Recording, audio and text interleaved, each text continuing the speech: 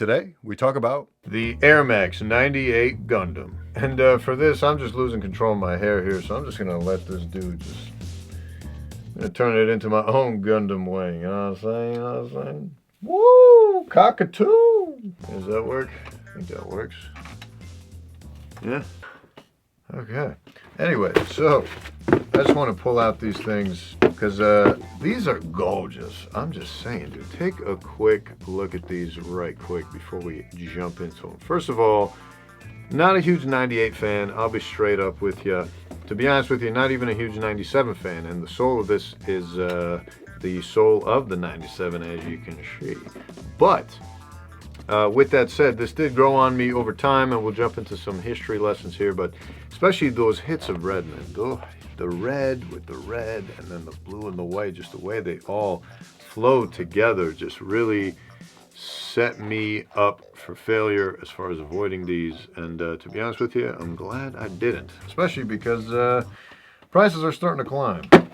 Anyway, these, of course, debuted in 1998. They were designed by Sergio Lozano, who had also designed the Air Max 95. And the Air Max 95 was the first Air Max model to bring visible air to the forefoot, and that trend continued with the Air Max 97, extending the visible air to the entire length of the shoe. But as a result, there was some thought that maybe the fact that they used the 97 sole onto the 98 kind of took away from the buzz of it as being a brand new, ooh-ah type of model, you know what I'm saying? Regardless, this shoe is fire. I mean, the more I look at it, the more I fall in love with it. And I'm really a bigger fan of this than the 97, simply because the 97 I just feel looks, at least to me, a little goofy with all the just like straight up wavy lines.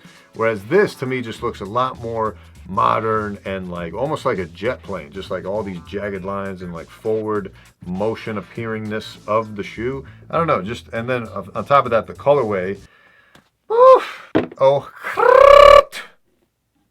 But anyway, and according to Lozano himself, he said the aesthetic was inspired by erosion that mimicked striations very similar to what you see on the walls of the Grand Canyon, layer after layer after layer that are slowly revealed over time. So you see with all these different panels and all these different jagged lines going around and around and everywhere.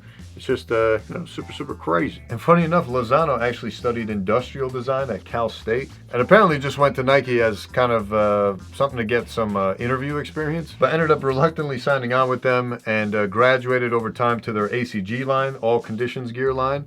And some say that aesthetic you can kind of see clearly in the shoe. A lot of the launch colorways were outdoor inspired. The lacing system seemed more appropriate for those found on Trek shoes that he had designed in the past. And a lot of people are quoted as saying the chunkiness of the shoe is more of a drawback to Lozano's ACG ties. But to be honest with you, looking at this personally, I don't see it as a chunky shoe. I don't know why people keep referring to it as a chunky shoe, but it is what it is. And this was the shoe's original colorway, white, varsity red, and blue. And as a result, it got the nickname of Gundam, which is a reference to both the anime series of the same name and its signature mobile suit, the RX-782. And it's said that the higher-ups at Nike kind of took exception to Lozano not putting much of a Nike branding on his Air Max 95 design. So for the 98, he decided to actually overcompensate and just kind of slap logos everywhere. You got a Nike swoosh here, swoosh here. You got the Air Max symbol here. You got Air written here. You got another swoosh here. It's just all over the place. But honestly, it works for me because they're all still kind of small, little itty bitties, so it works. But to be honest with you, the model really didn't do well back in 98, and that's why this is the first time we're seeing this original colorway come back since that time, because they sat on the shelves. They were kind of expensive for the times, $150, which with inflation goes to over $200 today. And when people had other models to choose from, like an Air Max 97 or Air Max 95 or, anything else they were coming out with, like when Nike introduced actually the Nike Air Plus the same year. The one with the tiger pattern and the flagship model portraying Nike's tuned air technology. So that kind of ate away from the sales of this thing, and they went to sales racks, and then they kind of sat, and then they went to obscurity. But here they are, back again. But really, the ties of this coming back have something to do also with Supreme dropping a collaboration back in 2016. And I remember being turned on to them at first, but something just didn't feel right about them. Now, don't get me wrong, they look pretty dope, but I just felt like I was going to be better off holding out for an original colorway, and I'm glad I waited, because that's when I actually found out that this colorway even exists. I mean, to me, this just looks incredible in every which way. especially in ways that the 97 didn't, because, you know, I don't know, just to me, this looks way, way better. And just these colors pop so incredibly. But that's just me. What are those? Wee! Bruh, these are nutty. Yo. Sorry about the lawnmower, but, you know, it is Memorial Day weekend, am I right? Which is perfect for red, white, and blue. And then the heel, obviously, the full unit of air, like you just don't care. These extra little added details on the top is what make this, in my opinion, better than the 97. But, you know, y'all do you. Oh, another swoosh. All these panels, the beautiful blue, red, and white just working perfectly together on a sunny day like today. Yeah, what are you gonna say? Really? I'll give you guys some walking shots.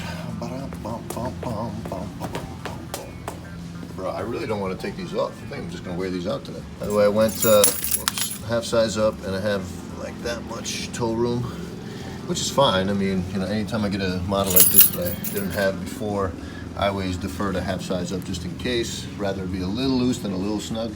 But definitely could have gone away with true to size on leads. For real though, how did you get dad shoe from this? This looks nothing like a dad shoe. It's nice and sleek, popping of colors. You guys will have to let me know, because it's perfectly non-daddish to me. Not that there's anything wrong with the dad weight, but you know what I'm saying? This is not dad shoe, I'm sorry. And honestly, I'm so glad I picked these up on release day. I was worried they were going to be a limited release. It sounded like they weren't, because I got them pretty easy. But then I'm just like happened to be cruising around the resale sites and noticed that prices are really picking up on these. Way more than I expected, you know, over $100 from what I paid. And it'll probably keep going up, because these were really slept on, to be honest with you, in my opinion. They really, really pop. Great for summer. Match really well with other red apparel you may have, or blues really, or even whites, or a combination of the three. Great 4th of July shoe, Olympic shoe. Hey, yo, hey, just saying. But with that said, that's all I got to say about this shoe. It's just an incredible, incredible shoe. Happy to have them. Can't wait to rock them. We out.